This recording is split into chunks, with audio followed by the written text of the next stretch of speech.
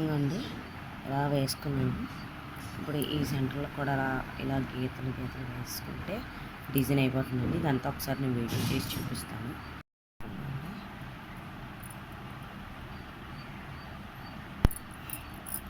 ఇలా వేసుకున్నానండి డిజైన్ మొత్తం.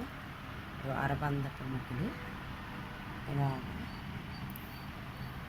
డిజైన్ ఇలా వేసుకున్నాను.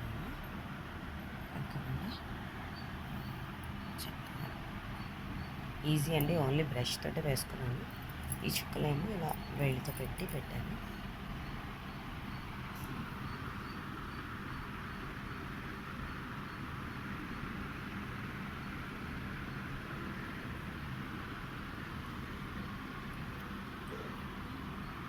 ఇలా వేసుకున్నాను.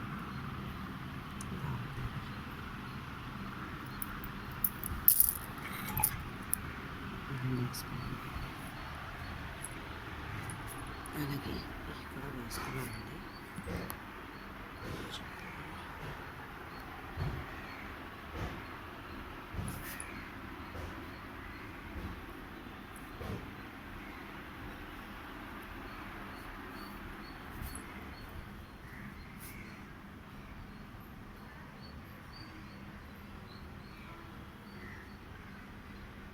తులసమ్మకి అనేది తులసమ్మకి ఎలా వేసుకున్నాను. ఇక్కడ ఇలా తులసమ్మ ఇలాగా బొట్లు పెట్టుకొని ఇలా కలర్ ఇలా వేసుకున్నాను.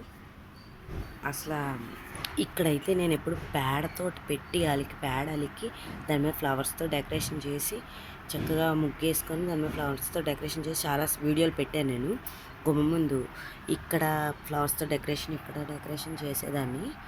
కాకపోతే మా లక్కీ ఉంది కదా, మా లక్కీ పేడతో కాదు, పసుపుతో కాదు, ఫ్లవర్స్తో కాదు, ఏం డెకరేషన్ చేసినా అది అక్కడి నుంచి మొత్తం అంతా స్కేటింగ్ చేసుకున్నట్టు అక్కడి నుంచి పరిగెట్టుకొని వచ్చి ఇక్కడి నుంచి షీట్ తీసి షీట్ నుంచి దండుతుందండి.